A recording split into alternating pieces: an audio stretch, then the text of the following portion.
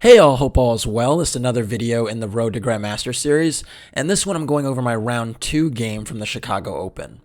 Now, if you followed the round 1 video, you know that I won in round 1, and really is my first win in a long time because I'd played so badly in St. Louis, so it was just nice to know what it feels like to get a win again. My opponent in this one was another player that was lower rated than me. That's such as the nature of an open tournament at times. However, this person was considerably stronger than my previous opponent and was a FIDE master. My opponent was FIDE master Alexander Chua. I may be bludgeoning that pronunciation, but Chua, Chua, and what is around 2,300 FIDE, and from what I could see, a fairly decent player. So I knew I had to be alert in this one and just bring everything to the table. He was white in this game and I was black, so without further ado, let's get into it. So Alex opened with knight f3, and I played d5. And the question when people open with knight f3 actually is whether they're going to fianchetto or whether it's just a move order thing where maybe they're going to just play d4 and c4, and you're wondering why they play knight f3 move 1. But typically when people play knight f3, it's because they're reluctant to play d4. And so you can always almost garner some information implicitly by someone's opening choice early on. And I kind of figured he'd probably fianchetto. He started with c4, which is not a huge surprise. I mean, again, not moving the d-pawn because he started with knight f3. And the question is whether I reinforce with e6, going to queen's gambit declined, or whether I reinforce with c6, going to, Slav/Lenin system type of territory. I opted for c6 here, in part because I wasn't too worried about the exchange Slav, which could happen after c takes d5, c takes d5, d4, because while this can be played and it is fairly drawish, I do believe that black has enough resources to make the game interesting. And I thought the likelihood of an exchange Slav was actually quite low given the move order.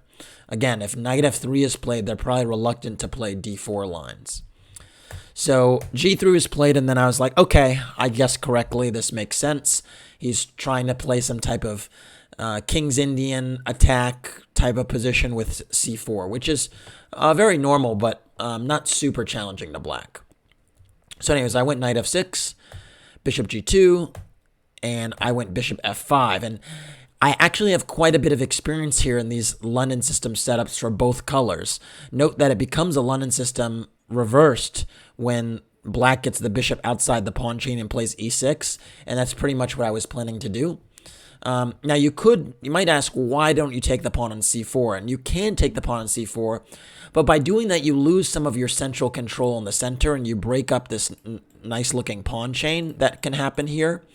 And as a consequence, white really has a lot of activity on the diagonal for the pawn and may ultimately just recover it. I mean, knight a3 is a move that is played at times.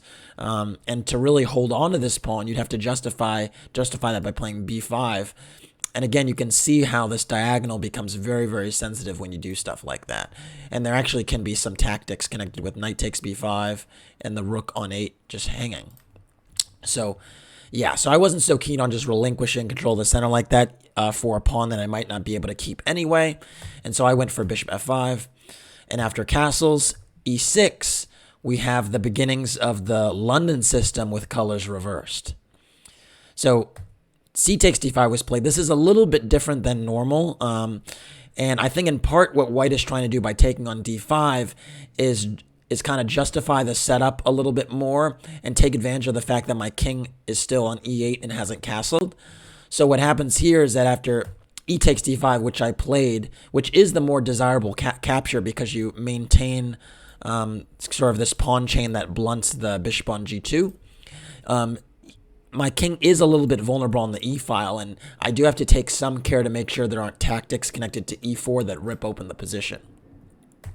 White played d3 here, and e4 is actually a legitimate threat. So let's say I do nothing. Let's say I play a move like a6, which of course I didn't do.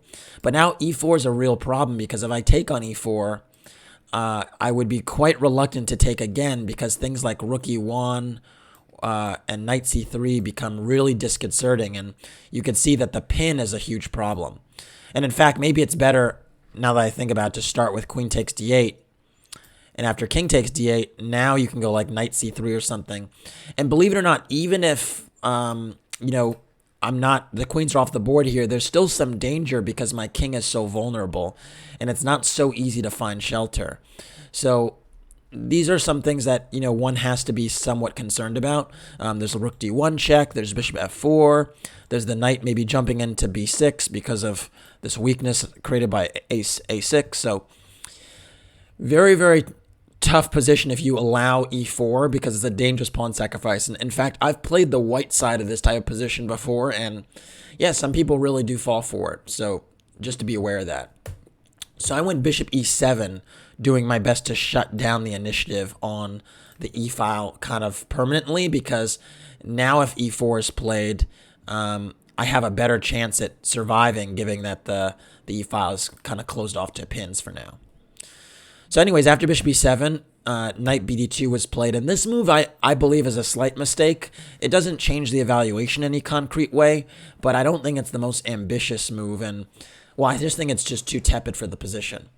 Typically, what white players play here is they actually play queen b3. And the idea here is to take advantage of the fact that the bishop from c8 has moved to f5 and to just loosen up the b7 pawn. Now, black would be very reluctant to play a move like b6 because it weakens this diagonal. And as we mentioned, this bishop on g2 has really latent potential, power, etc., whatever word you want to use. So you don't want to necessarily play b6. And so the move you normally play is queen b6. Challenging the queen like so, because you actually don't mind this queen exchange because you maintain this pressure on the you maintain the pressure on the a file first of all, with this rook on the open a file now, and this pawn chain is actually still doing a great job of restricting the g2 bishop, so it's hard to imagine it's blunted, and these double pawns aren't really a weakness. And so what typically happens in this position after queen b6 is actually queen c2 is played. And the argument here is that this little shuffle, queen b3 and then back to c2, actually was a nice, where the queen actually wanted to go in anyway because it facilitates potential e4 breaks. And white is arguing that, in the long run, maybe the queen is not well placed on b6 and can be harassed by bishop e3 or sometimes knight c3 and knight a4 and so on. So this is what has been played before, and knight bd2 was definitely not a popular choice at all, and I'm just not a huge fan of it.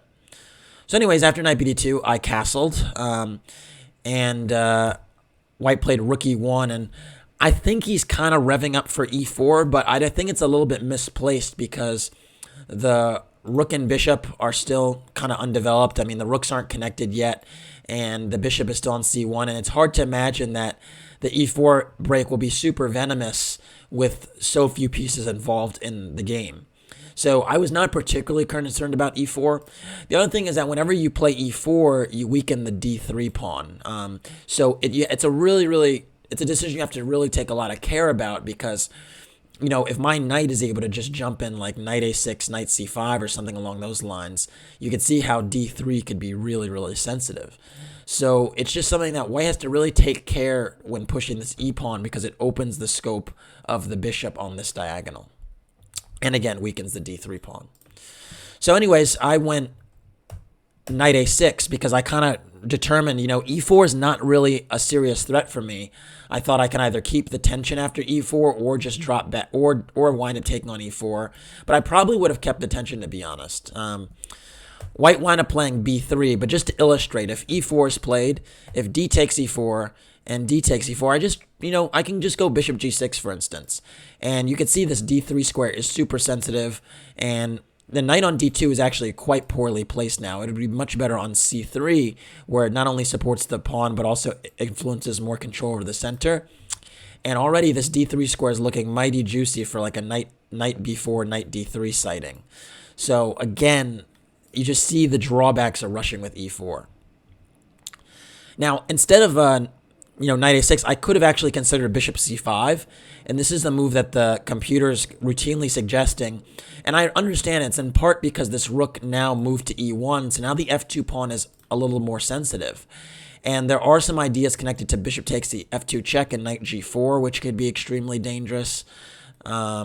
they're actually a lot of interesting ideas. So, for instance, let's say white plays a nothing move like a3. All of a sudden, bishop takes f2, check, king takes f2, and knight g4 is really, really tough to deal with because if the king goes back, well, let's say king f1 first. If king f1, then there's a fork on e3, right? Picking up the queen. That's extremely problematic. But if the king goes to g1, which you might say is the more natural square, well, then queen b6 comes, and you pretty much are forced to give up an exchange. So I'd get like a rook and 2 pawns for the two minor pieces. And this position, I might even pick up a third pawn on d3 because it's check, so the king has to move away, and queen takes d3. And even this position is probably better for black. I'm not 100% certain, but it does look that way. Just because my pawn structure is so solid here, and this bishop is kind of blunted again.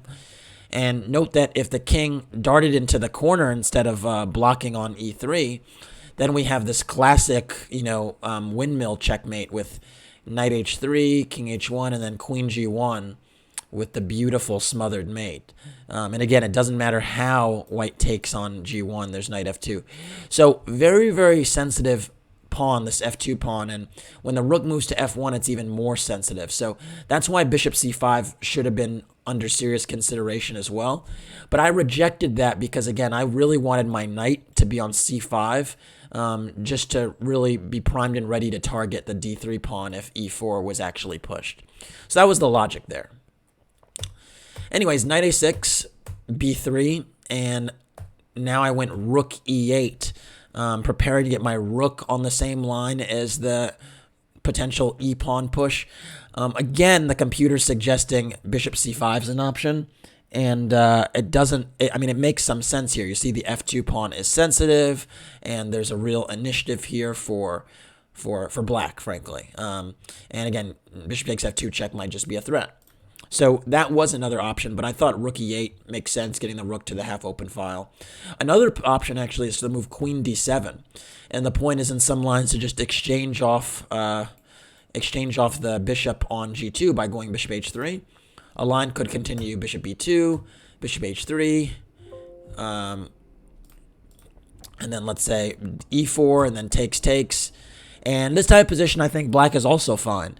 But I didn't see any reason to actually trade pieces because I had the space advantage. It's actually one of the rare situations where white actually lacks space and black has a space advantage. So it's like, if you have that, you want to keep that going. So I thought that trading minor pieces would alleviate white's space disadvantage. So instead, rook e8 was played, and now bishop b2, and now I went for bishop f8. And again, you can say, well, why don't you put the bishop on c5? Well, I sound like a broken record. Bishop c5 was a good move. But I really like the bishop on f8 because it just is tucked away. It, blocks the king from any potential back rank checks later in the game. And it's just a nice move, tucking the bishop away. And I actually have a video on this channel that speaks about the rook e8, bishop f8 maneuver for black in various positions. And this is another prime example where rook e8 and bishop f8 is relatively good. I mean, the rook influences the e-file, the bishop has some pressure, all types of stuff. So that is what it is. So anyways, after bishop f8, white played a3, getting a little bit more coverage on the queen side dark squares, and maybe even potentially preparing b4. After a3, I went for knight c7 because I figured that my knight on c5, which was where I wanted to go, would not be super secure. For instance, if I go knight c5, just b4 kicks it away. So I was thinking, you know what, maybe the knight is good on c7 because maybe it could jump to b5 later, or maybe it could go to e6. Or maybe if e4 is played, my knight can come through the d5 square at some point after I exchange. So I thought knight c7 was fair enough. White now went h3, a little bit of prophylaxis, I suppose, against this bishop, maybe this bishop coming to g4, something like that. I don't love this h3 move because it does weaken the g3 pawn, right? Whenever you push a pawn, you weaken the squares adjacent. And yeah, it just kind of weakens the kingside construction. And it also creates a potential target on h3 for my pieces because now I could even consider queen d7 attacking the h3 pawn. So I wasn't a huge fan of h3, but I think perhaps he was considering playing g4 and just going all the way and trying to attack this bishop on f5. After h3, I actually went for h6, but I do want to point out that queen c8 was actually a very legitimate option, challenging this h3 pawn, and it's quite remarkable that the computer even suggests this, because I thought that after bishop takes f6 and g takes f6, this would just be extremely undesirable. I mean, you basically have a situation where, these are double pawns, and, they don't look super great, and what did you get in return for the double pawns? Well, it actually turns out that in this type of position, black is actually better. And the reason for that is the two bishops are such an important asset that, these double pawns aren't such a huge factor right now. And now that a3 was played, the pawns on the queen side are a little bit sensitive. At the same time, the bishop on f5 is actually almost like another pawn in a way, because it could always drop back to g6 and serve as a g-pawn. Artificial g-pawn, but a g-pawn nonetheless. So it actually turns out that allowing this exchange, bishop takes f6, g takes f6, is actually very playable for black. Go figure. Not something I was going to entertain. Although I will say that based upon what I'd learned about this structure in this game, I actually did invite this type of scenario and this type of position later on in the year. So, yeah, just a little bit of foreshadowing that when I actually go over the ExtraCon Open that I played in July, I actually did have something along these lines that was quite fascinating. Anyways, we're a few months off that now. The Chicago Open is May 2019, so there were some games in between those. But yeah, I went for h6. The idea with h6 was just to give my bishop escape square on h7 once e4 is played, or honestly even when g4 is played, because there's a maneuver where g4, the bishop drops back to g6, and then knight h4, trying to secure the bishop pair. And now that I have the square on h7, I don't have to give it up. So after h6, white went for queen b1, and this is a move I really, really didn't like. I thought the time was now to play e4, because it was kind of like the last time it was going to be relatively effective. Now, even here, I can go bishop h7 and just drop back, and you can see how the d3 pawn is a little bit sensitive. But given the fact that my knight is not yet on a6, it's hard to get at it right away and to challenge the d3 pawn. And, I don't believe that white is better here or anything, but I do believe that it's kind of the most active plan, and it's what white should be revving up for with, rook e1 and h3 and these moves that he was playing before. So it was kind of enough of the preparation moves, and I thought he needed to go for it. The issue with queen b1 I have is that now the queen is in the the line of fire of the bishop on f5. So whenever e4 is played, I just drop it back, and there's still going to be some issues with pins connected to the queen on b1. So I was not a fan of that. After queen b1, I went a5, just deciding to take more space on the queen side. And you can see now that black's kind of has space on all sides of the board. I have space in the center. I'm kind of restricting white's queen side pawns, and I think black is a nice position. After a5, white went queen a2, and this is a very elegant maneuver, and I did kind of see this as a potentiality. The idea is that you connect your rooks in a very artificial way, and then you might tuck your queen on a1 afterward.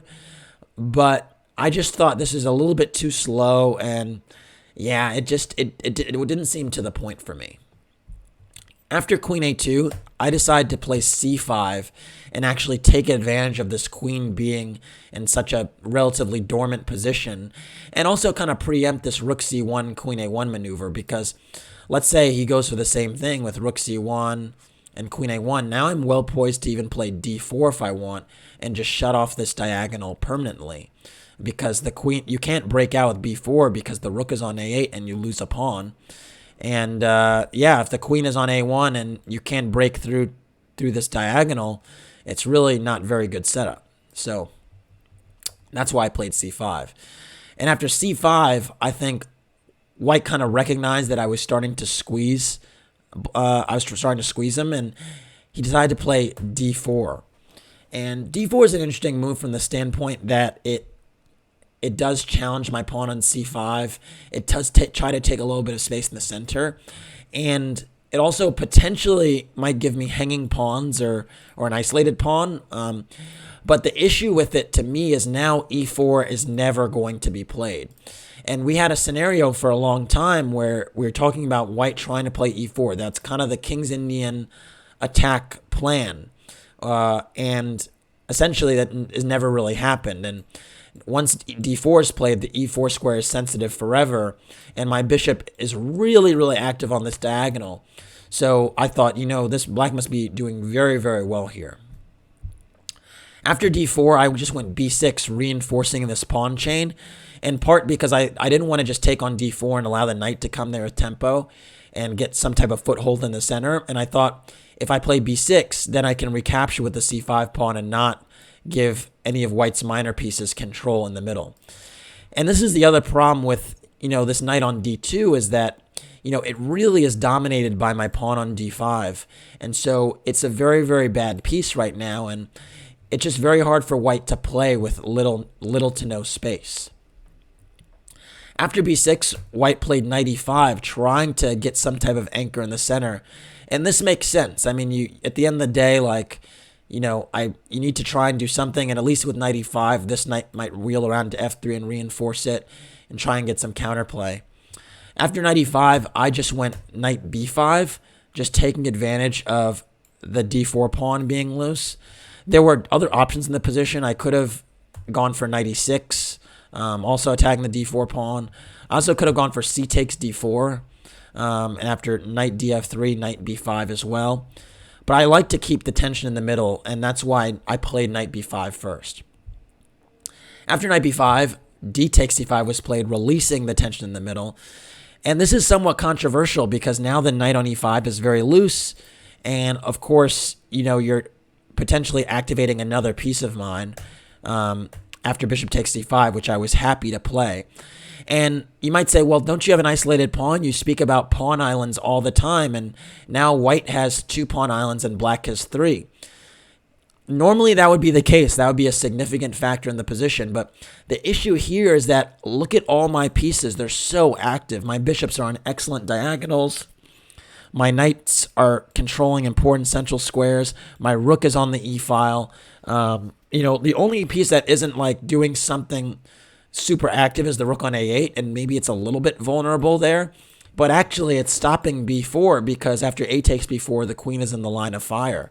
And I do believe in the last video, I mentioned that rooks lined up against an enemy queen is almost always a good thing. And you can see here how that's, working out effectively. So the isolated pawn is essentially not a serious factor. So after bishop takes c5, a4 was played, challenging my knight on b5. I think it's a fairly desperate move because it creates more weaknesses. The b4 square is now forever weakened. My knight just moved. So I went knight d6, just relocating that knight to another active square where it might converge on e4. And after knight d3, which challenges my bishop, this was the first real decision I had to make. Because I'm actually losing the bishop pair, but the question is, how am I going to lose it? Do I want to give up the bishop on c5 and play b takes c5? Or do I want to play bishop takes d3 and play that way and give white an extra pawn island, but maybe some control of the e-file? Why don't you pause the video and decide which bishop you want to keep or which bishop you don't mind losing. All right, hopefully you got a chance to pause the video and figure out which bishop is more important. It's actually a tough decision. I decided that the bishop on c5 was more important because it was lined up against the enemy pawn on f2. So I actually opted for bishop takes d3. But there were other options, and I will show you the others. So I could have played knight d4, inviting the capture of this bishop. And, black would be better here too, because after knight takes e4, knight takes e4, knight takes e5, b takes d5, the two bishops are not as big a factor as they normally are because this queen on a2 is pretty much in chess jail right now. It can't go to b1 because I'd have knight takes g3, and my bishop would be uncovered attacking the queen. And in this position, it's a very sorry position where it has no scope. And so even though the two bishops are there, I just have more control in the center. I might play d4 and shut off the oxygen from the b2 bishop, and this position is actually totally fine. And another point is that opposite colored bishops, let's say after bishop takes e4 and rook takes e4, these don't actually save white's position at all because there's so many light squares on the king side that would be weak in the wake of the exchange of that light squared bishop. So this would actually be a very, very tough position for white to contend with, and the computers actually favor this one as opposed to my choice, which was bishop takes d3. Another option I was looking at, I should say, and when you ask what bishop you should give up, was neither. And the option for neither would actually be rook takes e2, a little tactic.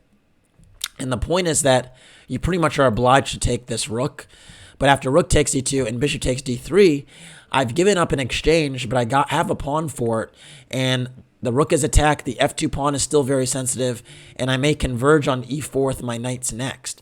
And I was actually calculating rook e1, knight e4, knight takes, and actually bishop takes e4 is just absolutely forced to cover the f2 pawn, and bishop takes e4, and I was actually trying to figure out here whether this would be winning or not. I recognized it would be extremely dangerous, no doubt about it, because both these bishops are pointing here.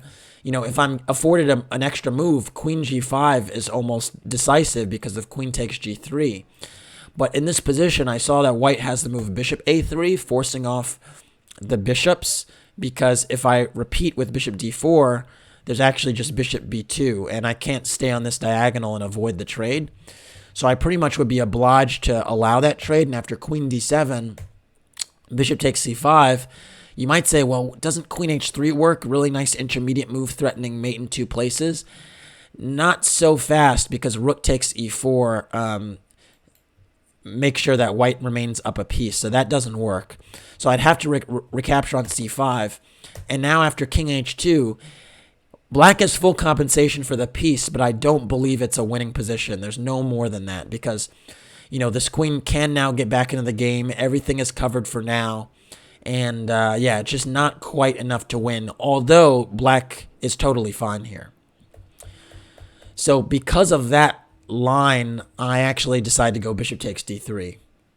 And after bishop takes d3, we have a different type of position, because after e takes d3, now we both have the same amount of pawn islands, but white has the two bishops. And you might say, well, what did you give up your bishop for? Isn't this still, you know, good for white? And the reason I was willing to give up the bishop pair is because I thought this bishop on f2 was this bishop on c5 hitting f2, was still very, very menacing. And I also thought that this queen was so out of play that I'd be able to drum up counterplay on the king in the meantime. So I was looking at particularly f2 and g3 and just this diagonal in general, and I was thinking like knight f5 might be dangerous, hitting g3, maybe even controlling d4. And I thought, if d4 is actually played, you weaken the e4 square and shut off your own bishop on b2. So I thought this position was still better for black. I decided to go knight f5, and this was the main point, just to take advantage of these two opportunities I'm pointing out with arrows right now. Knight takes g3 sometimes, and controlling d4 as well.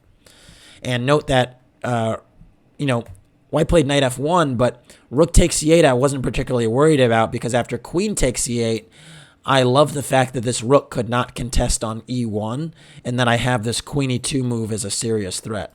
And here, I actually wasn't concerned about these double pawns, because I thought my queen coming into e2 like this would be decisive. Or even knight takes g3. The point is that this bishop on c5 is unassailable. So, anyways, after knight f5, white played knight f1, trying to protect g3, and also maybe wheel this knight over to an active post, because it's been dominated on d2 for so long.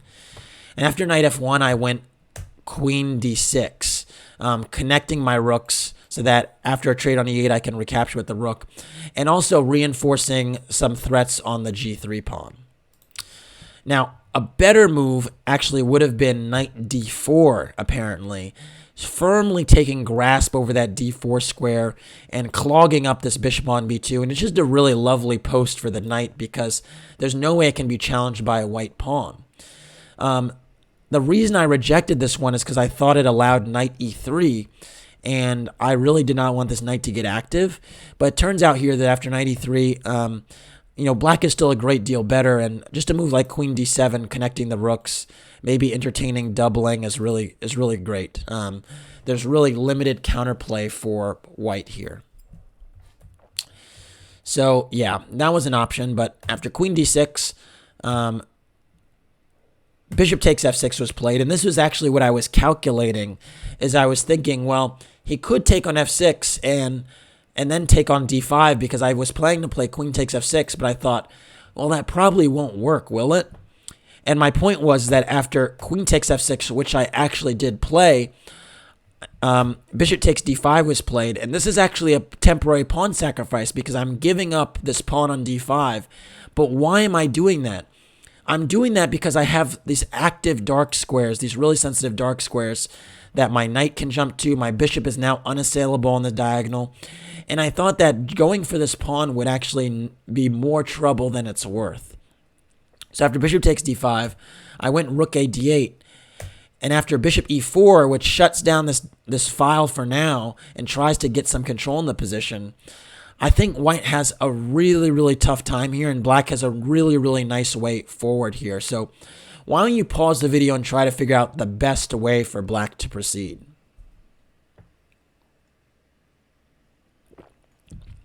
All right, so in this position, it turns out that black is just winning. And unfortunately, I did not play the most precise continuation and allowed white more chances than I should have. But the best move in this position was actually bishop b4. And the point is that this rook just doesn't have very many squares. If you play rook d1, let's start with rook e2 actually. If you play rook e2, I go knight d4, and you could see this rook lacks squares on the file. E3 is extremely awkward, and just this knight and bishop control so many squares, and they have posts on dark squares that are unassailable, that all of white's pawns are just not really a factor. Let's say a move like rook e3 is played. There's even knight takes b3 tactic because the rook on a1 is loose, and so the white queen can't recapture that knight. So it's just a huge problem. Also, just the same tactic, maybe even better, is knight c2. And the point is that you just fork the two rooks, and again, if the queen takes, the queen recaptures on a1. So that's a huge problem. And if rook e d1, still knight d4, and again, this queen can't even begin to swing over and support the king side because all of these squares are just covered right now. And so it's really just a dominating position. And after king g2, just trying to shore up some squares, I could play h5, and yeah, this position is actually totally lost because, black has very limited moves. So that would have been a way to really put the clamps on. Instead, I decided to play knight d4, and the issue here is that I just mixed up the move order, because now after knight h2, if I play bishop b4, the rook actually has the f1 square to operate with and reinforce the f2 pawn. Now, the position is still great for black. I have active pieces. I'm a pawn down, but I have really active pieces, and I was not worried about losing, but I definitely let go of the rope a little bit, and I had a different plan. First, I went king f8, and this was my idea, actually, was I thought instead of trying to play for bishop b4, I wanted to keep my bishop on f2 and play for f5, believe it or not. So king f8, as crazy as it looks, was actually trying to prepare f5, because if I move my queen away to d6 and then I play f5, there's no b4 check unleashed on my g8, on my king on g8. So that was the idea there. So I thought I would have time for king f8, queen d6, f5, and then I thought with my queen eyeing g3, my bishop eyeing f2, and the f-pawn being a roller, I thought that would be decisive. After king f8, white played king g2. And now I went queen e6. And this was another thing I realized when I was looking at this plan is I thought, I don't need to put it on d6. I can put it on e6. And from here, I'm targeting the b3 pawn. And I'm maybe even entertaining queen takes e1 and getting 2 rooks for the queen. So I thought this is also a good way. And white played knight f3 now, trying to trade this active knight on d4. And this is a good move. I mean, when you're worse and you lack space, you want to definitely trade some minor pieces. And white is a pawn up, so I thought this was an excellent decision by white. And it actually dawned on me here that maybe I let go of the initiative just a little bit too much for my taste, because now I'm not getting this decisive attack on the king on g2. After knight f3, I went queen takes b3 because I did want to recover my pawn. But now knight takes d4 is played, and after queen takes a2, rook takes a2, and rook takes d4, we actually have an endgame where the material is equal and they're opposite colored bishops on the board. And this was not actually what I was gunning for, 10 moves ago. But it was also something I didn't panic about because I thought black still retained an advantage. Why is that? Well, the reason for that is if there are a few factors. One, the pawn structure. I have 2 pawn islands again, right? And white has 3. The d3 pawn is an island. And so these 2 pawns in particular, d3 and a4, are not connected, which means they're weak and difficult to reinforce.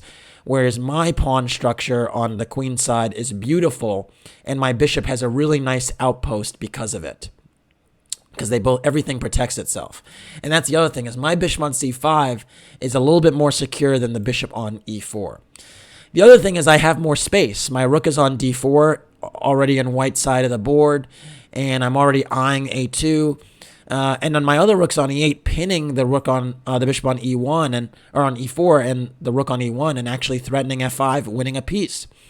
So I thought here that this would be very, very difficult to play, even with the limited material in the presence of opposite colored bishops. Again, opposite colored bishop positions are really only dead draws if there are no heavy pieces on the board. Otherwise, there's a lot of play in the position. So anyways, after rook takes d4, rook c1 was played, and this gets out of the way of the pin and maybe sometimes entertains rook c4, but not at the moment because this d-pawn would be overloaded. So rook c4 is not a possibility right now. And the other thing is that the rooks on the white side are going to struggle to find open files because the d-pawn is in the way of the d-file. My bishop is blocking the c-file, and my b-pawn's blocking the b-file, so it's very, very difficult for these rooks to even get active. I now went for rook e6, and part of this was to maybe, prevent some type of bishop c6, bishop b5 maneuver.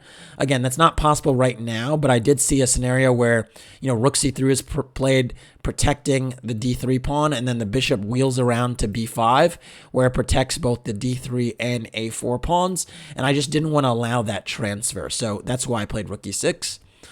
And after g4, I thought, well, that's a little bit of a strange move because it weakens more dark squares, and I'm not sure it's really worth it.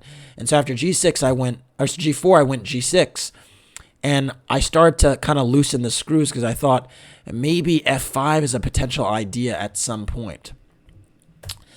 f4 was played now, and I thought that was really, really a strange move because pushing the pawns around the king, even though it's a queenless endgame now, doesn't mean the king is completely secure. And so I thought it would be better if these pawns kind of stayed back where they were. But if you watch my last video, I spoke at length about, when you're in a worse position, it's kind of hard to do nothing. And I think this is another perfect example of, white really trying to do something when, pushing pawns and doing stuff just creates more weaknesses. So I was really happy to see this because I didn't think it was very good. After f4, I went rook e d6, just getting out of the way of a potential f5 push. And I felt pretty enthusiastic because if white continued to push these pawns, there would be more weak squares behind those pawn pushes. White actually did push a pawn and play f5, and here I realized that, this was just too much because not only are you, fixing your pawns in a way where they might be targets eventually. But now you're also limiting the scope of the bishop in many ways where it's actually kind of like a fat pawn. So I didn't like this at all. And after f5, I went for g5, fixing the pawn structure for now, and also taking advantage of the fact there are real dark square weaknesses now that maybe my king could even walk around and take advantage of. After g5, rook b1 was played. I went king g7, rook b3, and king f6.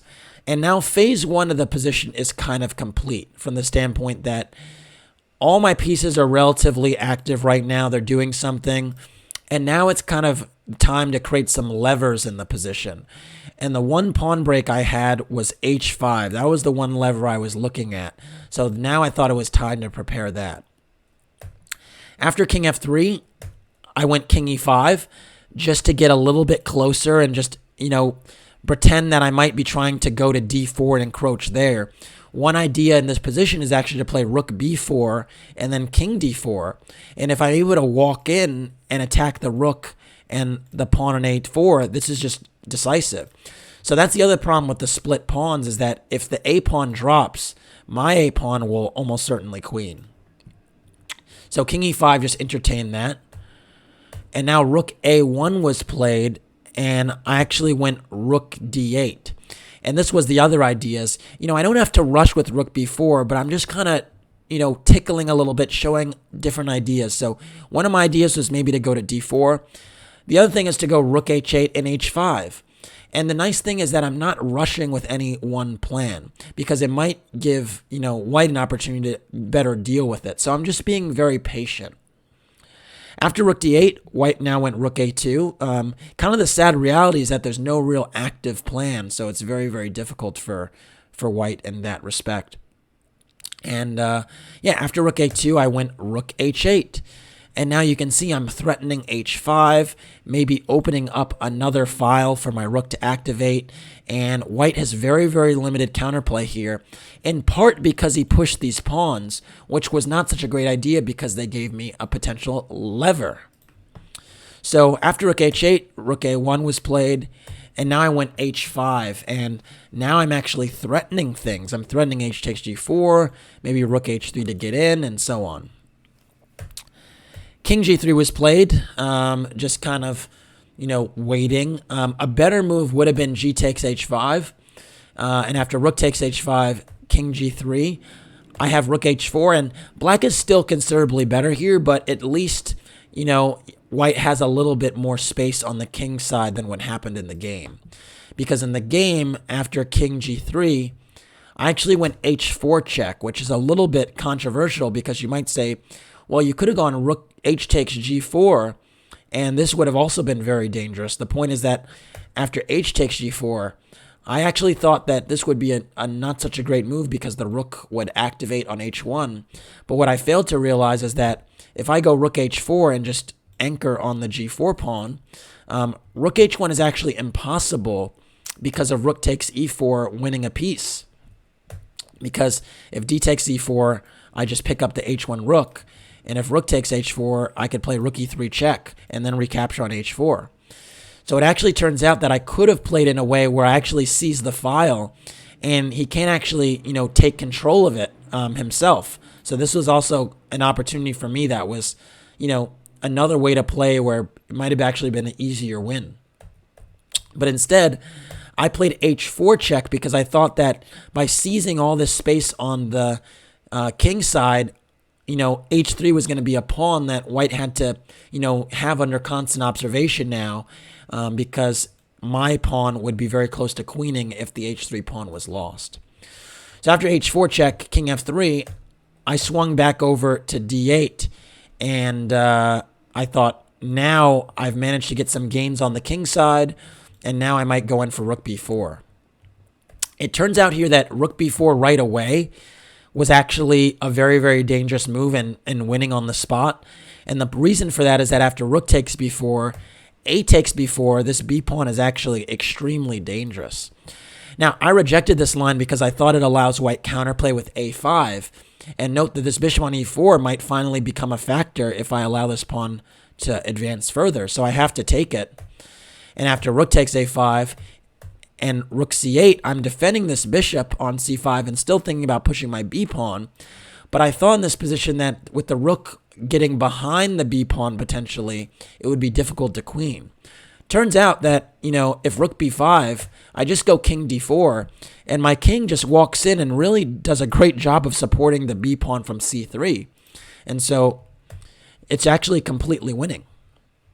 And if white comes back with rook a1, I actually have a very, very remarkable sequence that takes advantage of the space I garnered on the king side by going bishop d4.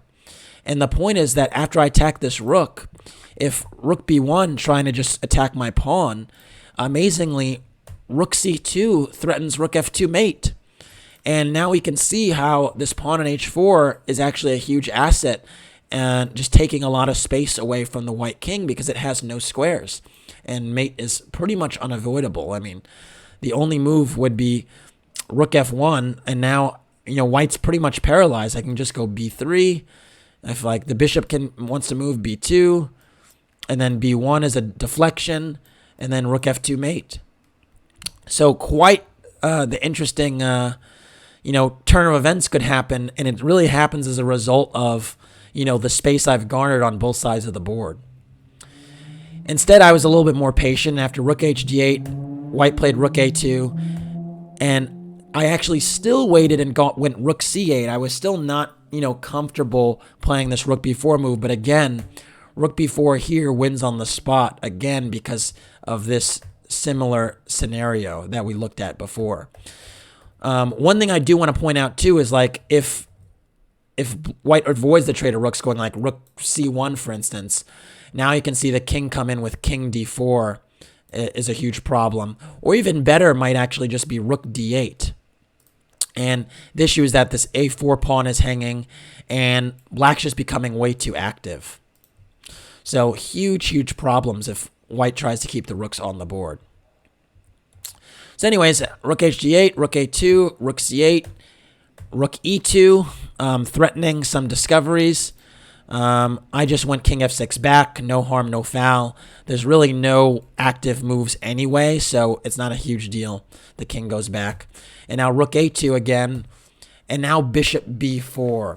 And this was my idea with putting the rook on c8 and being very patient, was I had this idea of shutting down the b file and then securing the c file for myself.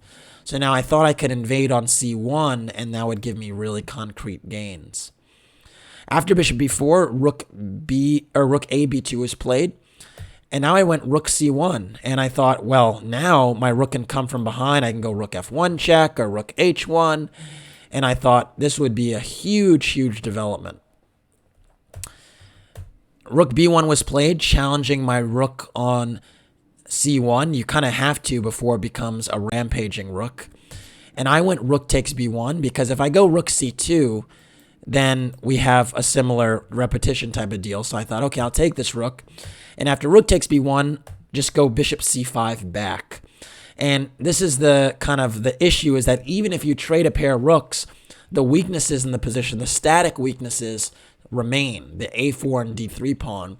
And the bishop on e4 can't defend both right now. It can't go to c6 because it hangs d3. And so that was the other reason why I was eager to not allow the bishop to b5 earlier in the game.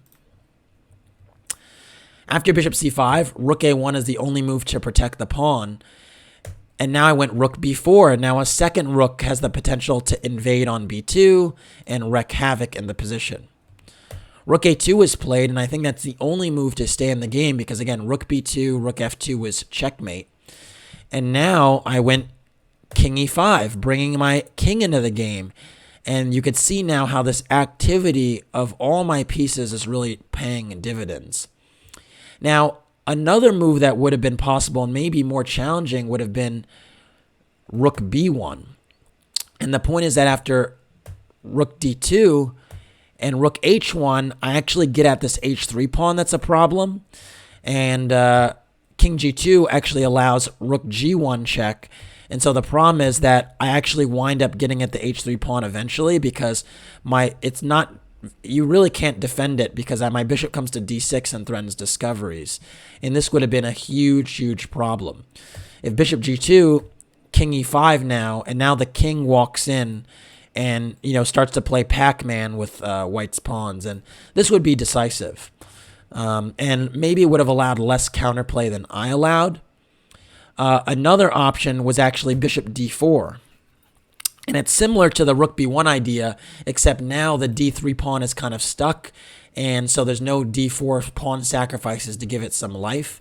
And again, it's another idea to walk my king in. And after bishop c6, bishop b2, believe it or not, would actually trap the rook on a2. And this would be another very, very interesting way to play. Although I wasn't sure after bishop b5 and king e5, and then bishop c4, how I would make progress from this position, because I have managed to trap the rook on a2, but I feel like I might have to untrap the rook to try and get further, encroach further into white's camp. But this was another really fascinating line that I think illustrates all of the different ideas black has. And most of them are based on the space advantage, where black has space on both sides of the board. So anyways, I went king e5. White went bishop c6, and now I went king d4, targeting the d3 pawn. And now white went f6, and this was a move I must say I kind of missed, and it's actually a very good move. I thought that bishop b5 would be played, and just trying to protect the pawn this way. And I thought this position would probably be losing in the long run, because I thought I might have rook takes b5 as a nice exchange sacrifice. Or I could just spin around with rook b1 and rook g1, like we spoke about before, getting at the h3 pawn. But what f6 does is it makes sure that now the threat is actually bishop e8, getting at the f7 pawn, and my king pretty much needs to come back to get that pawn before I do anything. And it gave white a little bit of counterplay in a position where he lacked it. So I actually went king takes d3 and ignored the f6 pawn. And after rook a3 check, we had a really, really critical position, because right now I have a decision about where to go with my king, and there's one way that's decisive, and there's another way that keeps the game going. And unfortunately, I chose the one that keeps the game going. The decisive maneuver is actually king d4. And this seemed really counterintuitive to me, because I'm blocking the diagonal of my bishop, and I thought my king should stay over here so that it could eye the a pawn. But it actually turns out that my king is actually threatening to come back to e5 to recapture the f6 pawn, and then that would be 2 pawns up. So, rook e3 kind of has to stop the king from coming over that way. But after rook e3, I actually have the move rook b2 anyway, and the point is that after I move my king, I will have threats on f2 again. So if rook e4 check, I could actually go king c3 now, and it's amazing that from c3 there are no checks, and I'm threatening rook f2 mate, and this would just be decisive. If rook e2, I can actually play rook b4 now and shift gears to threaten rook f4 check, and after rook e5, rook f4 check does do the trick, and this position is just winning. White does recapture g5, but well, actually, he doesn't have time to recapture g5 because the bishop on c6 is hanging in. 2 pawns up with this type position is just winning. So that would have been the really winning option.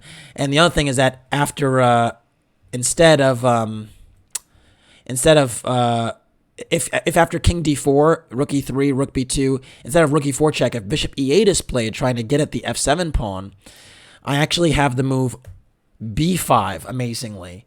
And the point is that now the pawn sacrifice is really well timed, because after bishop takes b5, king d5, the rook is under fire, and if it moves, I have rook f2 mate. So the only way to actually keep the game going would be rook d3 check. But here I have king e5, and there's no more checks, and rook f2 is again a mating net. So very, very problematic. One other move that white has here, instead of rook d3 check, would be rook e2, trying to block the checks. But again, now I have rook b3, and the rook gets in this way with decisive effect. And again, you can't really hold on to the h3 pawn, and because you can't hold on to it, it just becomes an issue where all the pawns ultimately collapse. So this would have been the way, actually, to actually play king d4 back, which was kind of a difficult move for me to understand. I just did not want to block this diagonal.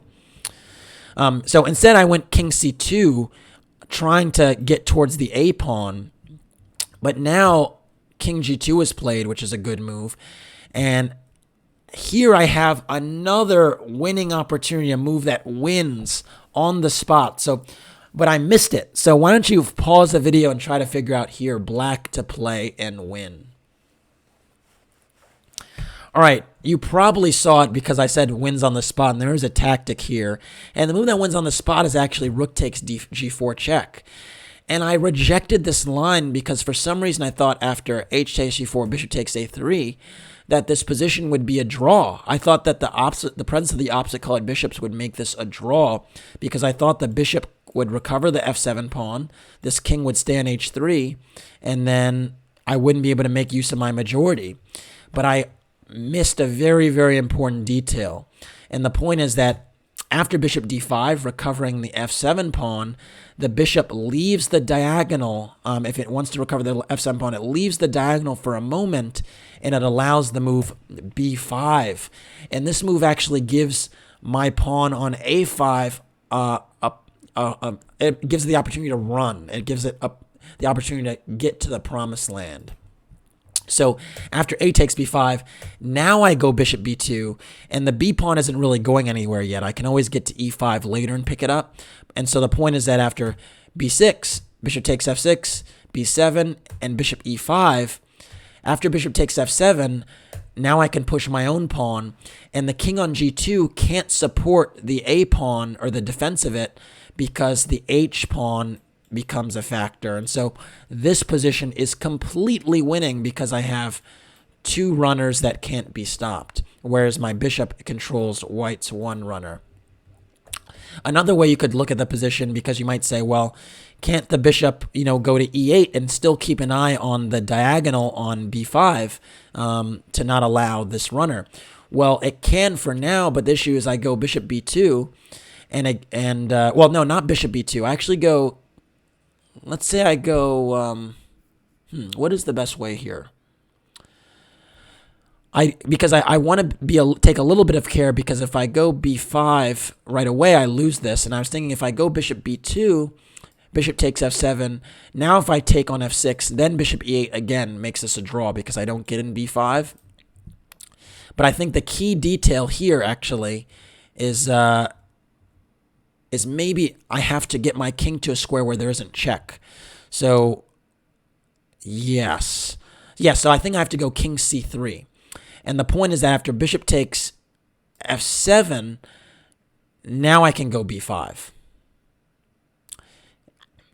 And the point is that after a takes and bishop c5, my a pawn is a runner. Although this is not as clear, I admit, because the bishop now can go to d5, and maybe there is a bit of counterplay. Nope, I'm not buying it. King b4. And the issue is now you can't defend this pawn and stop my a pawn. So yeah, so black is actually doing fine here. Note that like b6, I come back in time. And, even a move like bishop c4, which is kind of tricky after takes, b6, I come back in time. So the idea is that, again, this b5 lever will work just in the nick of time when white tries to get off of this diagonal and secure the f7 pawn. So that, sacrifice, if you will, or little tactic would have won the game, but I didn't see it because I thought it was a draw. And because of that, I decided to play rook d4 and keep the rooks on because it gives me some tactical chances. But now, after rook f3, it is very difficult to win this game because the bishop is now on the proper diagonal protecting the a4 pawn, and the f6 pawn is secured, and it's just not clear anymore. I went rook d2 check, at least forcing the king to the back rank, and then went rook d6 back, hitting the c6 bishop. And now white played bishop b8, getting at my f7 pawn, which I saw. And my idea here was to go bishop d4 and at least get the f6 pawn in return. But after these trades, now this is actually a position that, white has done quite well to get to, because before was completely losing, and now it's, somewhat playable. Now, I still am up a pawn. I still have some pressure on the a4 pawn potentially, and I do have more space. Like, my king is super active, so I thought I still would have winning chances here, but it's not as clear. And my biggest plan, if you will, my great plan was in some positions to actually be able to sack my rook for the bishop, the light squared bishop, and give my a pawn a run up the board. So the point is, I thought this bishop would kind of secure itself on b5, and what I was hoping for was to play rook takes b5, and then to play a4, a3, a2, given the fact that my bishop controls the queening square, and I thought my king was very close to it. So I thought this would be the winning plan. But I thought that if white didn't allow this sacrifice, it would be difficult to win.